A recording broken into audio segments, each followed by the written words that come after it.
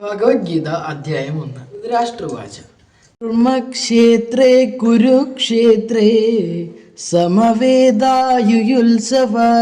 മാമകാ പാണ്ഡവ ചൈവ കിമകൂർമദ സഞ്ജയ. ധൃതരാഷ്ട്രർ പറഞ്ഞു, ഹേ സഞ്ജയ, പുണ്യസ്ഥലമായ കുരുക്ഷേത്രത്തിൽ യുദ്ധോത്സുകരായി ഒന്നിച്ചു കൂടിയ എൻ്റെ മക്കളും പാണ്ഡുപുത്രന്മാരും എന്തു ചെയ്തു? ഇവിടെ ധർമ്മക്ഷേത്രേ, ആധ്യാത്മിക ക്രിയകൾ ചെയ്യുന്ന സ്ഥലം എന്ന വാക്ക് ഏറ്റവും സാരവത്താണ്.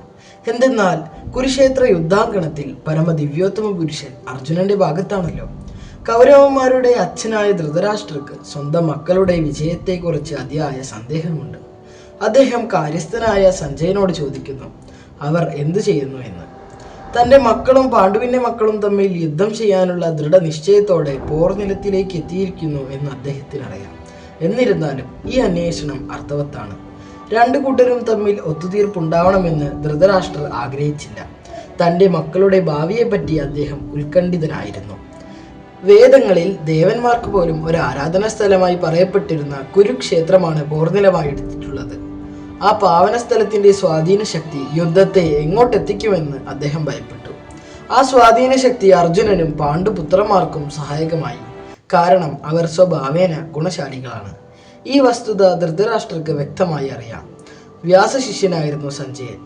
വ്യാസദേവന്റെ കരുണയാൽ ധൃതരാഷ്ട്രരുടെ കൊട്ടാരത്തിൽ ഇരുന്നു കൊണ്ട് തന്നെ കുരുക്ഷേത്രത്തിലെ യുദ്ധരംഗം കാണാൻ അദ്ദേഹത്തിന് സാധിച്ചിരുന്നു. അതുകൊണ്ടാണ് ധൃതരാഷ്ട്രർ സഞ്ജയനോട് പോർക്കളത്തിലെ സ്ഥിതിഗതികളെ പറ്റി ആരായുന്നത്. മഹാഭാരതത്തിൽ വിവരിക്കുന്ന സഞ്ജയനും ധൃതരാഷ്ട്രവുമായുള്ള സംവാദമാണ് ഈ തത്വശാസ്ത്രത്തിന് അടിത്തറയായി വർത്തിക്കുന്നത്. കുരുക്ഷേത്രത്തിലെ പോർനിലത്ത് വെച്ചാണ് ഇതിന്റെ ഉൽപ്പത്തി എന്നും നമുക്കറിയാം. സ്മരണാതീതമായ വൈദിക കാലം മുതൽക്കേ തീർത്ഥാടകരുടെ ഒരു പുണ്യസ്ഥലമായിരുന്നു അത്. മനുഷ്യവർഗത്തിന് വഴികാട്ടുവാനായി ഭഗവാൻ ഭൂമിയിൽ അവതരിച്ച കാലത്ത് ചെയ്ത ഉപദേശമാണ് ഗീത. അനേക ലക്ഷം പേർ പാരായണം ചെയ്തു പോരുന്ന ദൈവിക ശാസ്ത്രമാണ് ഭഗവത്ഗീത. അതിൻ്റെ രത്നച്ചുരുക്കമായ ഗീതാ മഹാത്മ്യത്തിൽ ഇങ്ങനെ പറഞ്ഞിരിക്കുന്നു: കൃഷ്ണഭക്തനായ ഒരാളുടെ സഹായത്തോടെയും സ്വാർത്ഥ പ്രചോദനങ്ങളൊന്നുമില്ലാതെയും സനിഷ്കർമ്മം വായിക്കേണ്ടതാണ് ഭഗവത്ഗീത. ഭഗവത്ഗീതയെ വ്യക്തമായി മനസ്സിലാക്കാനുള്ള വഴി അതിൽ തന്നെയുണ്ട്. ഭഗവാനിൽ നിന്ന് തന്നെ ആ ഉപദേശം കേട്ടുഗ്രഹിച്ച അർജുനന്റെ വഴി. ശിഷ്യപരമ്പരയിലൂടെ പോന്ന ആ പദ്ധതി അനുസരിച്ച് യാതൊരു സ്വദേശീയ വ്യാഖ്യാനവും കൂടാതെ ഭഗവത്ഗീത മനസ്സിലാക്കാൻ ഭാഗ്യമുള്ള ആൾ ലോകത്തിലെ എല്ലാ ആധ്യാത്മിക ഗ്രന്ഥങ്ങളുടെ പഠനത്താലും നേടാവുന്നതിലധികം ജ്ഞാനം ഉൾക്കൊള്ളുന്നു. മറ്റ് ആധ്യാത്മിക കൃതികളിലുള്ളതെല്ലാം ഗീതയിലുണ്ട്. മറ്റൊന്നിലും കാണാത്തതും വായനക്കാർക്ക് ഇതിൽ കണ്ടെത്താൻ കഴിയും. അതാണ് ഭഗവത്ഗീതയുടെ വൈശിഷ്ട്യം. ഈ ആധ്യാത്മിക ശാസ്ത്രം പരിപൂർണമാണ്. എന്തെന്നാൽ പരമദിവ്യോത്മ പുരുഷനായ ഭഗവാൻ ശ്രീകൃഷ്ണൻ നേരിട്ട് അരുൾ ചെയ്തതാണിത്. ഒരേ കുടുംബത്തിൽപ്പെട്ടവരാണ് ധൃതരാഷ്ട്രരുടെയും പാണ്ഡുവിന്റെയും മക്കൾ. ധൃതരാഷ്ട്രന്റെ മനോഭാവം ഇവിടെ വ്യക്തമാവുന്നുണ്ട്. അദ്ദേഹം മനഃപൂർവ്വം തൻ്റെ മക്കളെ മാത്രം കൗരവർ എന്ന് അവകാശപ്പെടുകയും അങ്ങനെ പാണ്ഡുവിന്റെ മക്കൾക്ക് വംശപാരമ്പര്യം നിഷേധിക്കുകയും ചെയ്യുന്നു.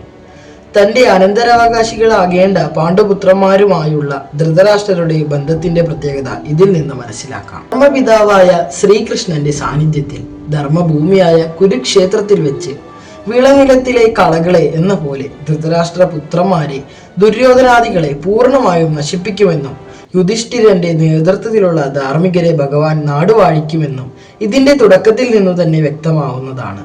ചാരിത്രപരവും വൈദികപരവുമായ പ്രാധാന്യത്തിനു പുറമെ ധർമ്മക്ഷേത്രേ കുരുക്ഷേത്രേ എന്നീ വാക്കുകളുടെ പൊരുൾ ഇതാണ്.